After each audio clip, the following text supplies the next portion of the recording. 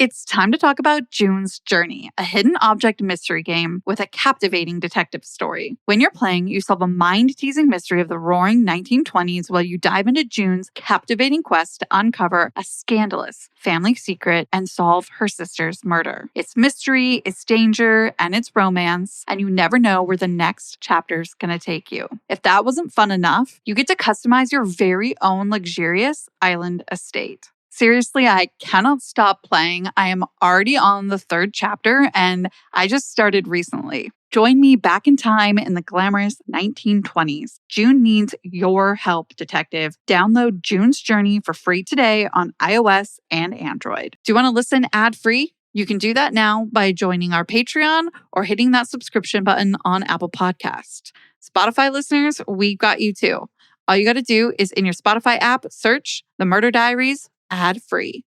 Welcome back to another episode of The Murder Diaries. I'm Paige. And I'm Natalie. In the world of true crime, not all cases get the same amount of coverage. There are some that take up every news segment during every time slot. These cases become basically embedded into the collective consciousness of society. Think Madeleine McCann, Natalie Holloway, JonBenet Ramsey, and more recently, Gabby Petito.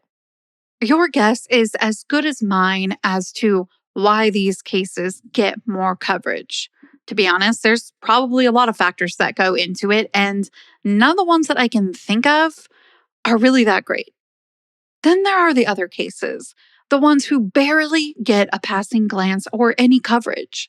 For those cases, unfortunately, justice feels like it's just an illusion, something that will never happen. They're the ones who need our focus and attention. They need our listening ears, our social media shares, our calls for justice. They need their stories told. And that's what we're doing with this episode today. This is the story of Cherisse Diane Marie Houle. Used to think it's in my head, but I'm walking with the dead. July 1st, 2009 was a quiet afternoon out in the rural municipality of Rosser, which lies in the Canadian province of Manitoba. A man named John was on his backhoe, trudging through another shift on the job. He and his crew were tasked with installing a pipe in the area when he noticed something laying close to the creek. He became curious and took a few steps closer. What he saw sent goosebumps running across his whole body. He started to pace and he was unsure of what to do. There in front of him, lying not too far from Sturgeon Creek, was the body of a young girl. She was face down, and even though he couldn't make out much of her condition, John knew that it was much too late to help her. After composing himself, John called 911, and the area around Sturgeon Creek was cordoned off as a crime scene. When a dead body turns up, there are a few key questions that investigators ask themselves. Who's the victim? How'd they get here? How'd they die? And who is responsible for this horrible crime? In this particular case, the answer to most of those questions would not be easy to come by. However, there was one thing that investigators were able to figure out relatively quickly: the identity of the victim. It turns out that the woman was really just a girl. She was only 17, and her name was Cherisse Diane Marie Houle. And the reason they knew that was because the teenager had been missing for a couple days before the discovery of her body alongside Sturgeon Creek. The news that a dead body had been found near the creek didn't take long to spread around the tight-knit community. Before long, local news networks caught wind of the story and began to report on it in their evening broadcasts. At the time the story was being picked up by the media, Barb Houle was visiting Cherisse's godmother for the day. She was a mother in turmoil, a mother whose baby girl had been missing. As they chatted, they had the news on in the background. The monotone voice of the newscaster droned on until suddenly, one of the stories caught Barb's attention. The report was about a young girl that had been found at Sturgeon Creek. The reporter didn't reveal the name of the victim, but Barb knew. Maybe it was because after days of not hearing from her daughter, she had prepared herself for the worst. Maybe it was because of the other identifying information shared on the news report. Or maybe it was a mother's intuition. As they say, mothers always know. Regardless, for Barb, it was a feeling deep in her stomach. While the newscaster continued their broadcast, Barb turned to her friend and said, "I know that's Cherisse. I just feel it." It didn't take long for Barb to confirm what she had already known.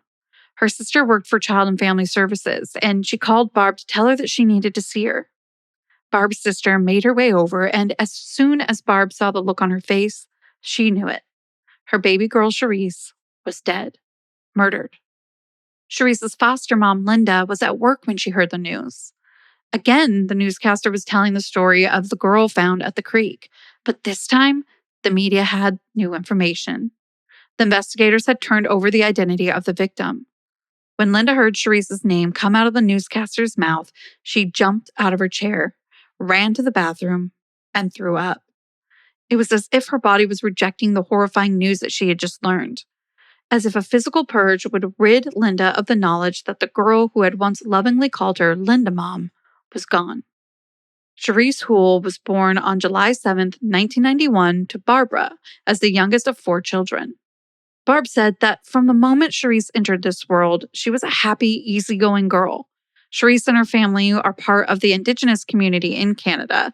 Specifically, they are part of the Ebb and Flow, or Ojibwe, First Nation community in Manitoba. One day, when Cherisse was just a chubby-faced little baby, she did something that would earn her her own spirit name. Barb was chatting to Cherisse when she heard Cherisse say the word turtle. At first, she was unsure whether or not she had heard Cherisse correctly, since Cherisse was far too young to already be speaking at the time. Later that evening, Barb told Cherisse's dad about what had happened. Understandably, he didn't believe her and thought maybe she had misheard or was hearing something. But just a few days later, Cherisse's dad heard baby Cherisse say turtle as well. From that day on, Cherisse's spirit name was Little Blue Turtle. This spirit name turned out to be quite fitting for Cherisse because she grew up to love the water. She loved to swim, and she also loved to roller skate. Roller skating became a bonding activity for the Houle family. They lived close to a roller rink, and they would often walk down together to skate. Above all of this, what Cherisse loved the most was her family, and in particular, her older sister, Jessica. There was just a year and a half between the sisters. Perhaps it was the short age gap between them, but Jessica and Cherisse were always joined at the hip, despite having vastly different personalities. Where Jessica was more reserved, Cherisse was free-spirited and never had any trouble making friends. Despite their differences, the sisters were kindred spirits. This is why, when they were separated at just 8 and 10 years old, the 2 girls were absolutely, rightfully so, devastated. The sisters were surrendered into the care of Child and Family Services, or CFS. The reason for the separation has not been made clear in reports about Cherisse's death. However, Barb is very firm that it was not because they were unsafe at home or because Barb and her husband were unable to care for the girls. The sisters had been handed over together, and Barb hoped that this meant they would be able to stay together. But as many of us know, the system doesn't always work that way, and almost immediately, the young girls were separated and sent off into different foster homes. Over the years, they were moved from place to place, pinging around the murky world of the childcare system, without being able to put down any solid roots to provide the stability that they desperately needed. Not only were the girls separated from their mother and the only home they'd ever known, but they were separated from each other too. It must have been almost unbearable. As with many children going through the trauma that Jessica and Cherisse did, it wasn't long before Cherisse started having trouble at school. Her teachers started to notice that her homework wasn't getting done and her behavior in class was becoming disruptive. Even though the 2 girls were miles apart, they felt the same. They hated being apart. They started to run away. They would go AWOL from their placements and couldn't be found for days. Though a better way to look at it might be that instead of running away, they were running towards each other. Jessica recalls, over the years since they had been taken from their parents, their social workers promised the sisters that they would be placed together the next time. But the next time would go by and the same promise was made again. Next time you'll be placed together. The girls got tired of waiting. They were also frustrated with the system that had separated them in the first place.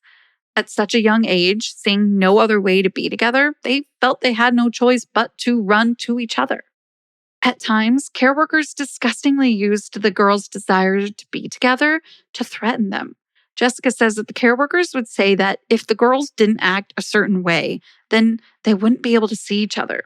So again, case in point, the girls felt like they had no choice but to run. During their time on the run, they would often go to their mother's or aunt's house. Barb remembers the times the girls would come to her as being filled with light and laughter. However, the girls would eventually be found hiding out at her place, and then they were sent right back into the system. During her years in the system, Cherisse met a woman named Linda. Linda was a crisis stabilization worker who crossed paths with Cherisse while she was at a CFS hotel placement. As a teenager, she was used to being disappointed by adults. Learning to trust Linda was difficult.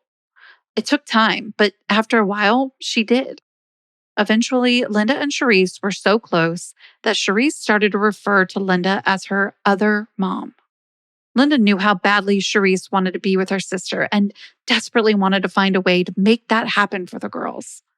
She was so dedicated to the cause that she rented out a house so she could foster both Jessica and Cherisse at the same time. However, she was only ever allowed to have Cherisse with her. The CFS workers claimed that Cherisse needed to, quote, stabilize first before Jessica could come live with Linda. But Linda was adamant that the reason Cherisse had been unable to stabilize was because she didn't have her sister with her in the first place. I mean, could she have really been that far off? But no matter what avenue Linda went down to reunite the sisters, she was faced with rejection after rejection. Despite Linda's best efforts, she was not able to find a way to have the sisters live together. After a while, Cherisse was sent back into the system to be placed elsewhere. When Linda talks about Cherisse, there's always a smile on her face. She remembers the times Cherisse would once again run away from whatever home placement she was placed in. She would turn up at Linda's and head straight for the fridge. With snacks in hand, Cherisse would sit on the couch, open up a laptop, and watch something, possibly her favorite movie, Legally Blonde. Linda couldn't help but laugh as she recalls Cherisse practicing the bend and snap move that Reese Witherspoon's character in the movie does. Linda became Cherisse's safe space. Though her world was in turmoil, Linda's home was like a calm oasis, maybe the only one of its kind in Cherisse's world at that time. And now a word from today's sponsor. Gift giving is a major love language in my family. I love gift giving, but we all know it can really add up, especially if you have a big family like I do. That's why this holiday season, I'm shopping Quince. Quince is my go-to place for luxury essentials at affordable prices for everyone on my list, including myself. Because let's face it, your girl spoiled herself. I got this adorable crossbody bag in an emerald color and an adorable, fashionable, organic cotton sweater that I can't wait for everyone to see. Like Natalie said, Quince is affordable. They're 50 to 80% less than similar brands. They did that by partnering directly with top factories. They cut out the cost of the middleman and passed those savings on to us. The best part about those factories that they partner with is that all of them use safe and responsible manufacturing practices with their premium fabrics and finishes. I love that, and I can definitely feel that in my rich, buttery, organic cotton sweater that's crew neck, and I love it. And oh my God, the t-shirt I got is unmatched. It is so soft. And they look really cute on you too. Thank you. Get affordable luxury for everyone on your list with Quince. Go to quince.com/diaries for free shipping on your order and 365-day returns. That's Quince, QUINCE.com/diaries to get free shipping and 365-day returns. Quince.com/diaries. Happy shopping. As much as Linda, Barb, or any other of Cherisse's loved ones tried to save her, they were up against forces which far outweighed any good that they tried to do. Cherisse spent her formative years in the system. Not only that, but the times where she ran away, she was exposed to the darker side of the streets. Both Jessica and Cherisse started to experiment with drugs as young teenagers. There are also reports that they were introduced to sex work and were sexually exploited from a very young age. At times, Cherisse would land herself in trouble and was sent to Manitoba's youth center, which is a correctional center for young offenders. If all of that wasn't challenging enough, when Cherisse was just 16 years old, she found out that she was pregnant. She gave birth to a healthy baby boy while she was staying in the correctional center. Jessica would later state that her baby sister was shackled to a bed for the duration of her time giving birth. Despite how traumatic it must have been to give birth in a correctional center, Cherisse was completely in love with her son. She now had someone to live for, someone to be better for. Cherisse wanted to be the best mom she could for her little boy. This drive to turn her life around was something that no one had ever witnessed in Cherisse before. And now there was plenty of hope that she was capable of it. While Cherisse set out on a new life journey, her son was sent to live with a family member. She and Jessica joined a cultural program where they learned all about their indigenous heritage and were taught cultural rituals. This helped the girls become more in tune with their identity and their history, which seemed to give them new purpose and pride in who they were and where they came from and what they wanted for their lives. When Jessica turned 18, she aged out of the system and got her own place. It would only be 18 more months before Cherisse would also turn 18 and be able to get a place of her own for her and her son. Until then, Cherisse knew she had to get sober. She contacted a social worker to try and get placed in a treatment center. Unfortunately, there was no space for her, which left Cherisse to battle the addiction on her own. Not long after Cherisse reached out for help, she was found dead. It was just 6 days before she would have turned 18. Right off the bat, police had very few leads in the case. Cherisse had been reported missing in May, which was 2 months earlier. However, when investigators spoke with her family, they said that she had last been seen on the 26th of June in the 400 block area of McDermott Avenue in Winnipeg. Her body was discovered 7 miles away on July 1st, 2009. From the beginning, there were loads of questions. Like, who was Cherisse last seen with? What was her cause of death? How did she get to this place miles away from anyone she knew? And who killed Cherisse Houle? Sadly, even now, more than 14 years later, these questions have yet to be answered. Facts and certainties are scarce in Cherisse's case. Her autopsy records her cause of death as undetermined. No information about any injuries or evidence collected from her body has ever been released publicly. And yet, officials did make it clear that her death was no accident. She had been murdered. It's not known who she spent her last living hours with, or even who was with her on the last night she was seen in downtown Winnipeg. It's not even clear if she was murdered at the same location where her body was found, or if she was transported there later.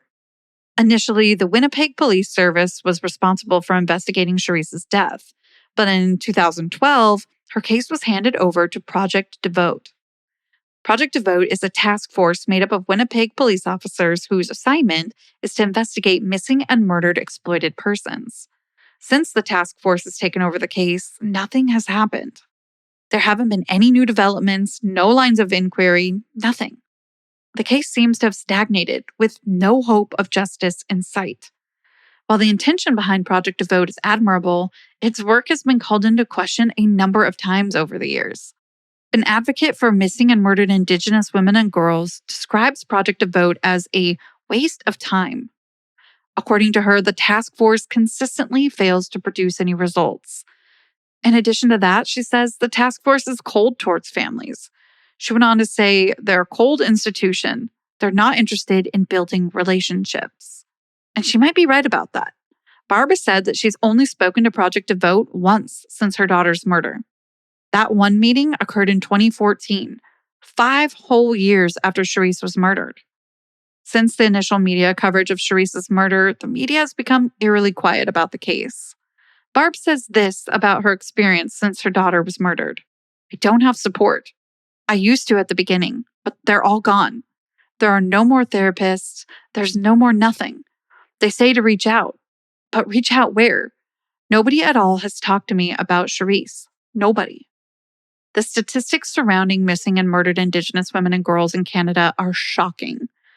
Between 2001 and 2015, 6 times more Indigenous women were killed than other women in Canada. In the US, 1 in 3 Indigenous women are sexually assaulted in their lifetime. And a staggering statistic to couple that with, 67% of the perpetrators of those assaults are non-Indigenous. The lack of visibility for these cases that involve Indigenous women makes the women themselves much more vulnerable for exploitation.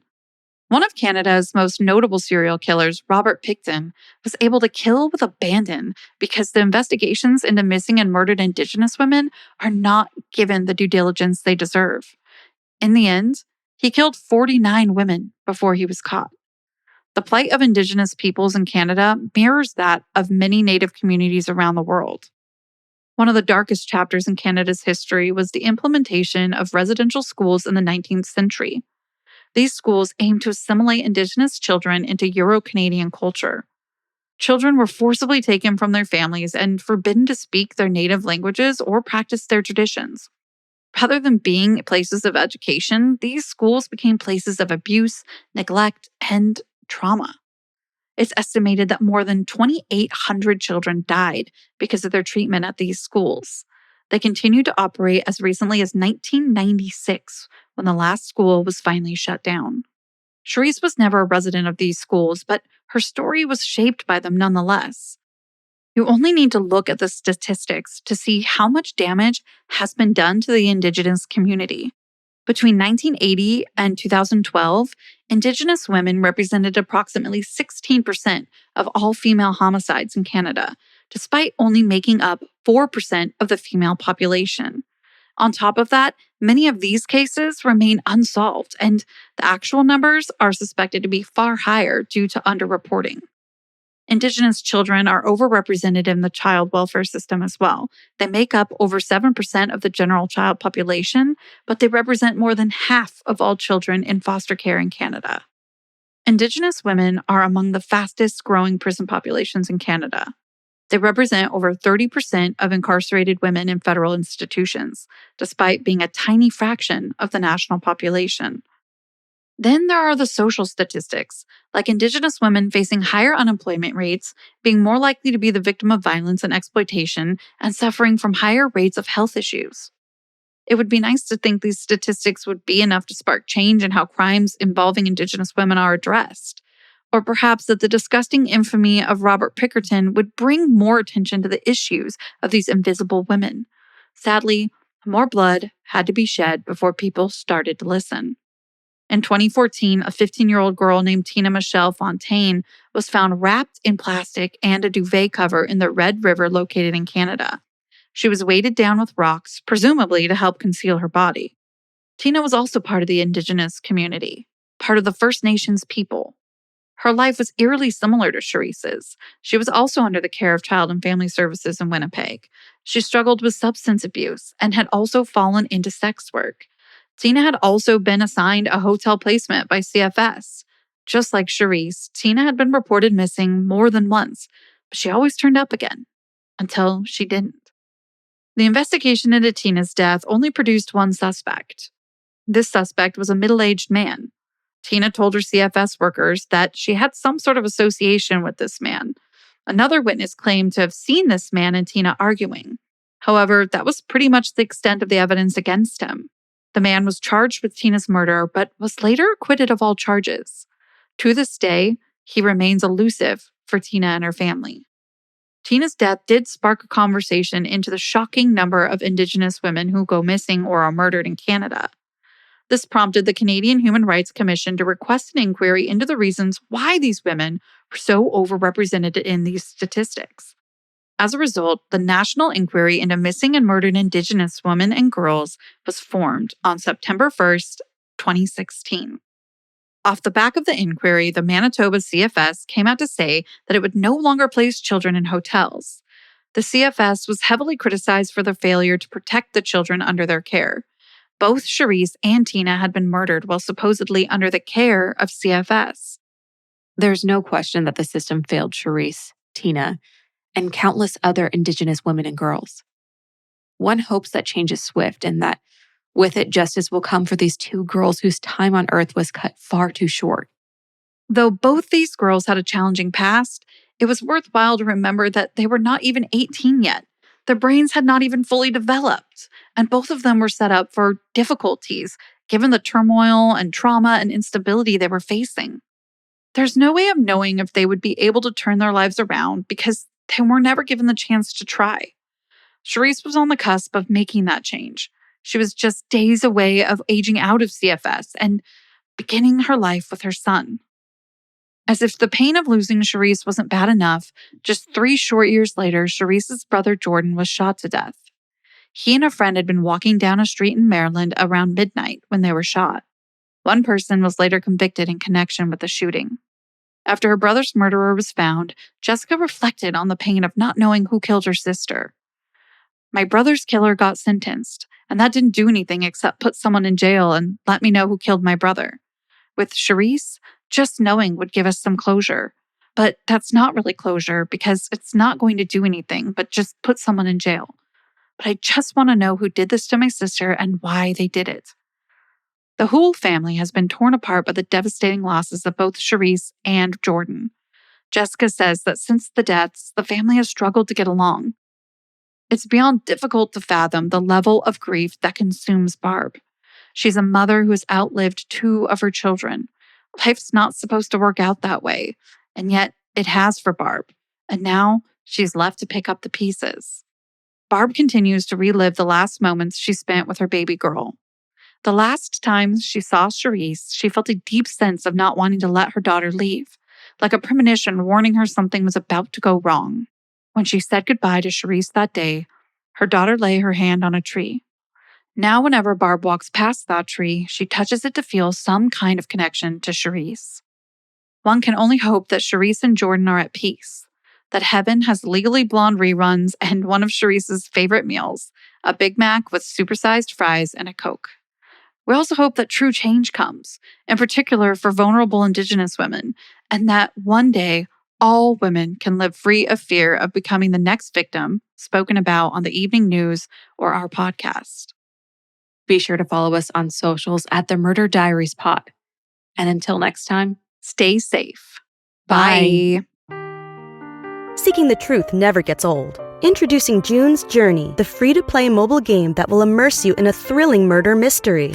Join June Parker as she uncovers hidden objects and clues to solve her sister's death in a beautifully illustrated world set in the Roaring 20s. With new chapters added every week, the excitement never ends. Download June's Journey now on your Android or iOS device or play on PC through Facebook Games.